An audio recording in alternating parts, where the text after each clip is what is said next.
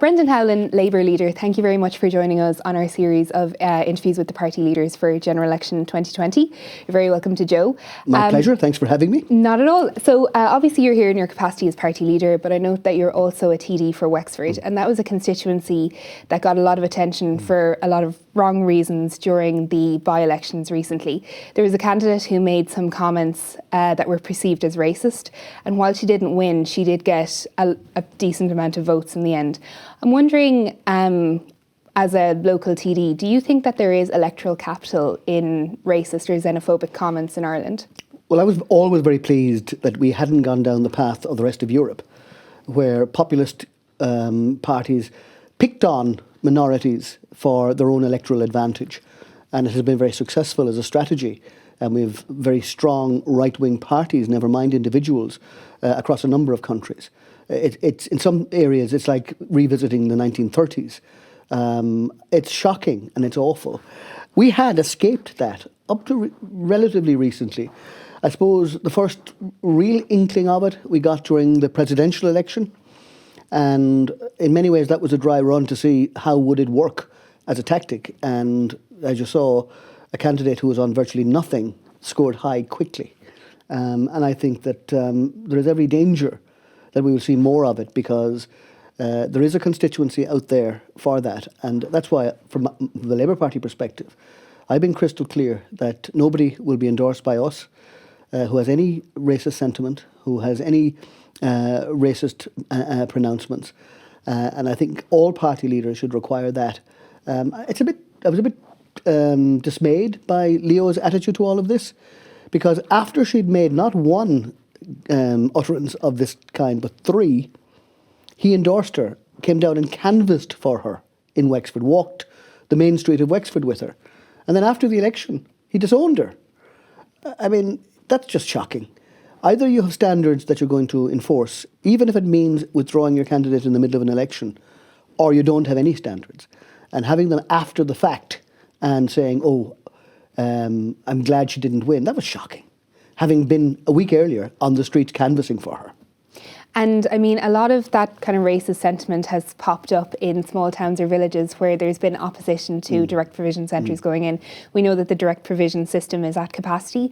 Some people say that those demonstrations are because the Department of Justice wasn't talking to people properly, and other people say that they've been taken advantage of by right-wing groups. Where do you think the truth falls there? I think a bit of both. I don't think the Department of Justice are the right people to deal with direct provision. And that's why in the manifesto we launched for the Labour Party, we take it out of the Department of Justice altogether. They're too secretive, not communicating with what's going on. They operate from a security perspective on everything. And this is a humanitarian crisis issue. It's not a national security issue. And we are creating in our proposals a new Department of Communities, which would have integration and diversity as part of it, including the arts. And we think that's the department should deal with the resettlement of new Irish asylum seekers into the community, take it away from justice and also take it away from housing, because we don't want to create a situation where people who are refugees, who are scarred, are competing with desperate people on our waiting list for housing as well. I think it should be taken out of that altogether. And in the short term, the notion that we have a for-profit system should end. The state should provide the accommodation. It should do it directly. It should supervise it directly. It shouldn't be a for-profit system that now allows landlords simply, if they have a hotel or an unused apartment block, to lease it out to the state. We don't know the standards. The standards are not always uniform. Some are excellent, by the way. Some are excellent in terms of standards, but some are not. Some are far from it. And I think a proper agency of the state to do that under the remit of a new Department of Communities would be a vast improvement. And you do make the point in your manifesto that Labour's position is that direct provision should be abolished eventually. Oh, yeah. But anytime I've asked, we had Micheál Martin in, and Leo Varadkar has been asked about it before. Fine Gael and Fianna Fáil don't seem ready to commit to that yet. They might need your party to go back into government. Would you make that a condition to make sure that was included in a programme for government like you did with legislating for X? Yeah, I mean, I don't want an endless list of demands that they'll say, for God's sake, the Labour Party wants us to write an entire programme. But often we get things after we enter a government. For example, getting the marriage equality legislation. When we negotiated the programme for government with Fine Gael on that, they wouldn't agree with it. They wouldn't agree to write into the programme for government a marriage equality referendum. The best we could get out of them was to establish a forum and a citizens' assembly. But that migrated into a decision. So often you move with a government partner after the election to achieve things. But it will be a very important thing for us. I'm aware there are about 70 asylum seekers a week coming into Ireland. They shouldn't be competing, as I say, with desperate people looking for houses on our waiting lists. So they do need to be integrated into the community, and we do need to have special provision for them. And as some of them will have suffered terribly, either initially in their homeland, and certainly on the journey to Ireland. Some will have gone through Libya, some will have gone that awful Mediterranean crossing, some will be separated from family. They are traumatised people that need special help, and we have to provide that. And from the Labour Party perspective, we'd be determined that they'd get it. So if you were part of the next government, you would make sure that some sort of reform of direct provision was a priority? Absolutely. And Éoin Ó Ríordáin was already doing that when he was Minister of State. But that work remains to be done. And I guess like over the last week, you must feel love bombed when you listen to Leo Varadkar and Micheál Martin, talking about Labour as one of their ideal partners. First of all, when you look at the two main party leaders, do you yourself have any preference between the two of them? I mean, there must be one that you'd... No, I mean, I'm indifferent to the personalities. I mean, they're fine people in their own rights. They don't agree with me on a whole range of fundamental policy, and that's my difficulty with them. And I think the manifesto that both Fianna Fáil and Fine Gael have produced is, in some cases, shocking. I mean, I think we have to be really honest with people. We have two really big crises now to solve. One is housing, and we have to have a huge chunk of money to solve that issue. And the other is health. We have a strategy in the Labour Party to solve both. We've had it for a very long time on the housing side to build 80,000 social and affordable houses on public land that the Labour Party kept in public ownership when I can tell you there was pressure to sell everything off, and use a big chunk of money. It's 16 billion euros to build 80,000 houses, social and affordable, and have those available. And this is obviously as well as the commercial houses that are going to be built by the private sector at the same time. Others are counting those in as if they were part of the state's provision. They're not. If we did that, we would actually solve the supply issue. And it's not rocket science.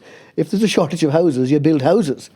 And you can't provide that level of investment and the level of investment that is needed to solve the health crisis, which is the implementation of Sláinte Care. And we're saying that will cost an extra €1 billion a year for each of the next 5 years. You can't do that and cut taxes at the same time. And Fine Gael have a very elaborate tax-cutting plan. They're going to cut income taxes by €8.6 billion in the next 5 years. And the main beneficiaries of that are people at the very top end. The top 20% of wage earners are the only people to benefit from the cut in the top rate. 80% of wage earners are not paying it at the top rate. And of course, the more you earn, the greater the benefit will be. So to benefit people who really don't need the extra fiver, we're going to take 8.5 billion of potential money that we could invest in housing and health. I think that's just wrong. And I think it's not being honest with people that you can do everything. And it's exactly what destroyed the country in the first place. That whenever an election comes along, parties like Fianna Fáil and Fine Gael want to bribe the people with their own money. Sometimes they actually just ignore it afterwards. Like, for example, Fine Gael's promise to abolish universal social charge in the last government, which just went out the window. But sometimes they do it, and that's actually worse because they do damage to the fabric of our public services. Because once you take that money out, it's gone permanently. And if you cut the top rate of tax or increase the bands as Fine Gael want to do, that will permanently take 2.8 billion every year out of the potential spend. And that's a big lot of money that we really should be investing in public services. If we want to have public services like the Denmarks and the Finlands and the Netherlands, you see, they have a broad and robust tax system. And actually, one of the things that I find annoying too is that Sinn Féin have joined that auction, because they're going to abolish property tax. Now, nobody wants to pay taxes. Everybody's against taxes. But everybody wants public services. And it is a tax on an asset. You know, your home is your asset. If your income is low and you can't afford it, you can defer it so that your children don't get a big wad of money when they sell the house for gazillions. We don't tax assets in this country. It's normal everywhere else. And it's a very progressive tax, as the ESRI have said last year. And that's to abolish that is $500 million a year that has to be found. And they want to obviously cut the universal social charge as well. And that's another 1.2 billion that Sinn Féin want to take out of the spend of the country. So from my perspective, having been trying to mine the public money for 5 years in government, I think we have to be really honest with people now. If we're going to solve the big ticket items, we're going to have to keep the tax base as is. And our only pledge on taxes is that we won't increase them. We will actually index link them so that people, as they get, as inflation erodes it, we will increase the bands to take care of that. But we're not going to give tax breaks. Okay, and I think you've made it clear that that's a key priority for you.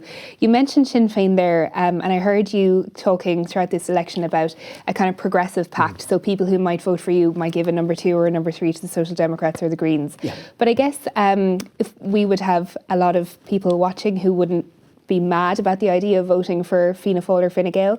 And it might raise their eyebrows a bit that a progressive left party like Labour would kind of talk about the prospect of going in with Fianna Fáil or Fine Gael, but you seem a lot more critical about the prospect of going in with Sinn Féin, to the point that I think some people had perceived that you'd completely ruled it out over the course of this election. Yeah, I mean, there are issues there. I don't love Fianna Fáil or Fine Gael, but I have to deal with the decision of the people. Nobody owns any of the seats in Leinster, so the people's seats, and the people will dole them out as they determine. The objective I would have, and the Labour Party would always have, is can we create sufficient critical mass to shape a programme for government that is progressive, that is socially progressive. Sometimes we can do that with Fianna Fáil, sometimes we can do that with Fine Gael, sometimes you can't. My idea of a progressive alliance is that after the election, if instead of vying with one another to be picked off by the two big parties, if ourselves in the Labour Party and the Greens and the Soc Dems said, well, we'll negotiate as a bloc, and these are our absolutely fundamental issues. We're not going to have massive tax breaks. We're going to solve the crisis in health and housing. We're all agreed on that. And from the Green perspective as well, to be very proactive on climate action. But what if Sinn Féin come out almost as successful as Fine Gael? I mean, they're creeping up behind them in the polls. Like, would that not be a more left-wing government if your bloc went in with them? We've worked with Sinn Féin on policies, and in some policies they are very progressive and work with us. For example, on the housing strategy. Yeah. And we've worked with them in legislation on the Dáil on a range of issues. And they support bills we've introduced, and we've supported bills they've introduced. And that's fine. There are two things I'll say. One, I've just mentioned the tax issues. They are now in the populist tax bidding agenda that I think is wrong, and it's not a progressive thing. They don't categorise themselves as progressives. They categorise themselves as a nationalist party. And I think it can be both, of course, nationalist and progressive. But there is an issue in terms of trust. And at the heart of any government, even if it's an alliance of people supporting a government from outside by way of confidence in supply, there has to be trust. There can't be any surprises. And there are fundamental questions about who's calling the shots in terms of the control of Sinn Féin. And The O'Mwelor story is well known, Yeah. where he, as Minister for Finance in Northern Ireland, had to ring for permission to make an important policy decision to external people. That can't work. Sure, and that would erode confidence in the way a government could be formed, and there can't be any surprises. So it's a trust issue, but it's an issue that Sinn Féin will have to address and have to satisfy people. And it really is a step on from Sinn Féin. We have to stop the pretense that Gerry Adams was never in the IRA. That we're all supposed to believe that. Nobody does. So let's get on. Let's get on. If they want mainstream politics, they have to just deal with these issues in a very frank and honest and open way. That's it. And just finally, would you have any concerns from a Labour perspective that raising those issues with Sinn Féin or being reluctant to work with them might piss off young voters, considering how popular Sinn Féin are with them and how a lot of people still associate you with the coalition with Fine Gael? Yeah, I mean, the Labour Party has been the driving force of progressive politics for generations in Ireland. We were the people who opposed the installation of the Eighth Amendment way back in 1983, before many of your listeners were born, well before. We opposed it then when we were standing alone, and we've opposed it all the way since. We've supported gay rights, marriage equality. I myself brought in 2 pieces of legislation seeking to have same-sex unions. Both were defeated in the Dáil by 2 different governments, one by Fianna Fáil and the Greens, and the other by Fianna Fáil and the Progressive Democrats. We've always set the social and progressive agenda. We've always sought equality. We've used the political system as best we can, our clout, to shape. For example, you saw the ESRI last week. We have the most progressive taxation system in the world. And that's largely because the Labour Party has been pushing for progressive taxation. And it's going to be eroded by the 3 big parties now who want to, as I say, gut out some of the capacity of the taxation system to fund public services. And it's interesting that ESRI have also stated, in terms of the Fine Gael position, that it would make us the most unequal country in Europe, second only to Britain. So they're moving towards Britain as Britain exits in its Thatcherite move away from the European Union.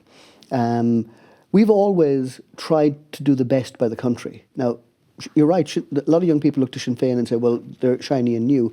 They haven't been tested in the Republic in any government. And it's always easy to be able to critique everybody else's decisions when you haven't made them yourself. But they have been in government in the North. And they have voted for increasing the pension age in the North. They have voted for cuts in public services in the North. And the business of governing is making hard decisions always. You can have, as I say, you can promise ice cream every day if you're never going to have the responsibility of delivering it. If I only had the power, I'd give you ice cream every day. But if you actually step over the line and want to shape a progressive, modern, democratic, inclusive Ireland, that's the Labour Party ambition. And we want to work with anybody who will help us on that journey. Okay, speaking of tough decisions, I know that all the manifestos have huge sections this election on climate change. And I heard, a lot of people are debating about carbon tax. I heard Paschal Donoghue saying around the time of the budget that basically his government was afraid to bring it up too much because they were so afraid of what happened with water charges. Do you think that the way that water charges was handled by the coalition that you were part of has damaged our ability as a country to bring in taxes that are climate friendly on people? I don't. I think we made mistakes in the water thing, but it goes back to the point I've just made in terms of hard decisions. We had a year-long debate within the Oireachtas on climate change. Sean Sherlock from the Labour Party was intrinsically involved. Every party was involved in devising a strategy that would make Ireland carbon neutral by 2050. It all looked hunky-dory. The best experts were brought in, the best advices were got from all the agencies, and we have a strategy.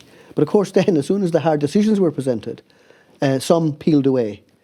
We can't have carbon taxes. Why? Because it might lose us votes. That's the long and the short of that. And that's why I go back to the notion of the Labour Party being a party that not only sees problems and identifies problems, but actually wants to resolve them and has the guts to roll up her sleeves and argue for the case, even when it's not popular, to do what is right. And if we're going to solve the climate change issue, there will be real choices to be made and hard choices to be made. They're not all soft choices. And you saw the debate last night. Some people, I'm all in favour of abating climate change. I'm all in favour of reducing greenhouse gases, but I'm not going to do this, that, or the other. That can't work. And I would ask people to look practically at what can be done. And I think we need carbon taxes, but we need to have it done in a just way. So the Labour Party has suggested that we would ring fence them in their entirety, that we would use them to retrofit houses. It's about 400 million now, but it'll ratchet up.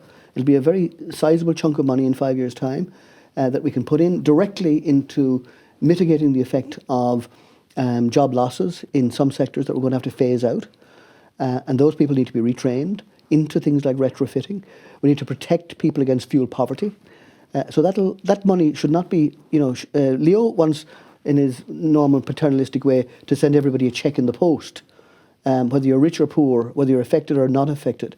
I'm saying that money should be ring-fenced for practical purposes to ensure that nobody suffers from fuel poverty, that we have proper insulation of all our homes, that we have a proper transition from carbon emitting jobs to non-carbon emitting jobs, and that we also deal with the agricultural sector, because the agricultural sector needs to change. And I know farmers well. I come from an agricultural county, and they're not wedded to the notion that they have X number of cattle or cows. They're wedded to the notion that they have an income. And if we change the cap, that's the Common Agricultural Policy, to ensure that they have a better income from that, and that the direct payments are better, and that we pay them to mind the landscape, to encourage biodiversity, they will be content to make the change. The fear they have is that people just want to take their livelihood away from them. And that's why a just transition is at the heart of effective climate change. I heard you were there at the debate when Leo Varadkar introduced this phrase of climate shaming farmers. And I also heard this week Micheál Martin telling, I think, the IFA basically coming out, it sounded like he was coming out against veganism, saying that people shouldn't be prescriptive in what they tell people to eat. But I mean, when you listen to Mary Robinson talking about red meat consumption, I know it's very high in Ireland, and I don't want this to come across as a threat to farmers. Would there not be a point where the government might need to run a public health campaign that does encourage a more plant-based diet? Well, every big initiative has been resisted in the beginning. I mean, even, it probably sounds crazy now, but the anti-tobacco campaign was resisted in the beginning because people, freedom of choice and all the rest, even though they were killing each other and killing themselves and causing huge expense to the health system. We had it with sugar, when we brought in a sugar tax on fizzy drinks. The drinks industry weren't exactly delighted and mounted campaigns against that. So change is always resisted by some. And we need to have, firstly, sound public policy, so that what we're actually advocating is based on reality and fact. And extremes don't work. That we have to stop eating meat. That'll just say, that's easy enough, we just ignore that. Some people will choose that, but if you say we have to reduce our intake of meat, that we have to maybe eat red meat twice a week and no more, and that we have to have a more balanced diet, and encourage that and facilitate that and label that. And one of the things, it might sound like a bizarre thing if you read the small print in our manifesto. We want all imported food by aeroplane labelled as such, so that people who want to be environmentally conscious are not picking up their avocado that's flown in from the other end of the world. That we actually buy produce that is produced locally, seasonally. It's maybe a bit going back to basics, but that at least offers people choice if it's properly labelled. And I think we do need to have that transformation on so many levels, from the basic level of what we eat, but also how we heat. And in many of the things, if you look at them objectively, many of the big issues that relate to climate change are actually labour issues. It is how we transport goods, how we generate energy, how we work, how we heat our homes. And I think using the state companies like Coyne like the ESB, like Bord na Móna, we can actually drive change much more effectively than incentivising the private sector to do it. Do you not think the food change, though, would be a challenge? I'm thinking of last week, Micheál Martin told us that he had cut down on his, he had gone more towards a plant-based diet. And when I asked him if he was vegan, it was like I had accused him of like strangling dogs or something. Yeah. And the rate at which Leo Varadkar is going around the campaign trail buying sausages to make sure people don't think he's vegan. Like you'd never be able to lead that in a Fianna Fáil or Fine Gael coalition government, would you? Well, I mean, I have to say that I wish I was as healthy as Micheál Martin. I think he's very careful about his intake. I'm much more rough and ready. And certainly during an election campaign, I'm glad to eat anything, anytime, just to get the opportunity. I believe in people's choice in terms of these things. Fundamentalism frightens me a bit. From any side, I remember John Gummer, you don't remember, you're far too young. John Gummer was the agriculture minister in Britain. And during the foot and mouth thing, he forced his daughter to eat a burger on television sort of show that it was all right. I mean, that sort of thing is crazy stuff. Yeah. So fundamentalism that you have to be eating meat to show that almost you're macho and supportive of agriculture, or that meat in all circumstances is murder, which some people honestly believe, are extremes that I think won't win an argument. I think we need to be moderate in our explanation. We need to explain a transformation and to bring people along with it. And I mean, I love vegetarian food, so it's no penance, it's no punishment to have it. As I say, I'm glad to have any food during an election campaign at any time. I want to quickly ask you about your housing policy, because it's one of the areas where you appear to agree a little bit with Sinn Féin on the rent freeze. We do. But we've heard a lot of kerfuffle over the last couple of weeks about whether or not it would be constitutional. I mean, if you were in government with Fianna Fáil or Fine Gael, how would you get them to back a measure like that when they would be arguing that it would immediately be down the courts? Well, I'd make sure that it was in the programme for government before we'd walk across that threshold. You'd make sure that a rent freeze was... Rent freeze, if we're going to build the 80,000 houses we need to address the supply issue, it's going to take a little while. It's not going to happen instantly. And in the meanwhile, we can't have people thrown out of their homes.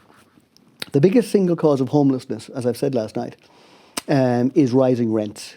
And suddenly people can't afford to pay the rent, and they're out. And they've nowhere to go, and they're homeless. That has to stop. Until such time we have the supply imbalance that people can have access to affordable accommodation, we have to stop the increase in rents. And if people think that's unconstitutional, well, we did it in 2014. It lasted 2 years. There wasn't a rent review for 2 years. It wasn't challenged in the courts by anybody.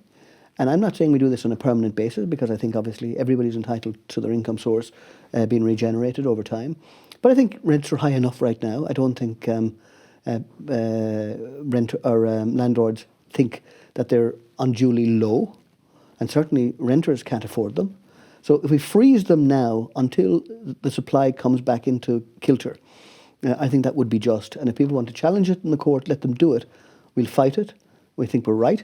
And if we lose it in the courts, on the off chance of that, I think we should put it to the people by way of referendum. Do you think that Fianna Fáil or Fine Gael genuinely believe that it's unconstitutional, or do you think their objection to it is ideological? I don't think they believe it's unconstitutional, because Fine Gael didn't object to it when we did it with them in 2014. I think Leo Varadkar said during the debate that he thought that measure hadn't worked. Well, he might have thought it hadn't worked, but he didn't argue that it can't be done. Rent did go up outside of the rents that were fixed at that time, because anybody who was new coming into a rental, any new rental property wasn't subject to the fixed review. So that, if you're renting a new property, they could fix the rent at whatever level the market could bear. That is true. But for all those people who were renting for those 2 years and had an agreement on the rent, that couldn't go up for 2 years. And that gave people a bit of comfort. We need to do that again. Okay, and finally, I know we've talked a lot about climate during this interview, unsurprisingly. Yeah, it's an important issue. And just because you obviously have a lot of areas on which you agree with the Social Democrats and the Greens, otherwise you wouldn't be advocating for your voters to give them preferences. But given the green wave that we saw during the local elections, just because I'm conscious some people talk about, what's the difference between Fianna Fáil and Fine Gael, what is the difference between Labour and the Greens that means that people should actually vote for your party rather than just going along with that green wave in this election? Because we've a far broader equality agenda than climate. Climate is really important, but there are other things that are important too. Fair taxation, the notion of access to all public services, from education to health, in a social democratic way. The basic issue being that nobody is excluded as a citizen of the country from access to education or healthcare or any other public service by virtue of their income levels. That's fundamental Labour policy in other countries. And it'd be lovely to have it applied here. We have a two-tier health system.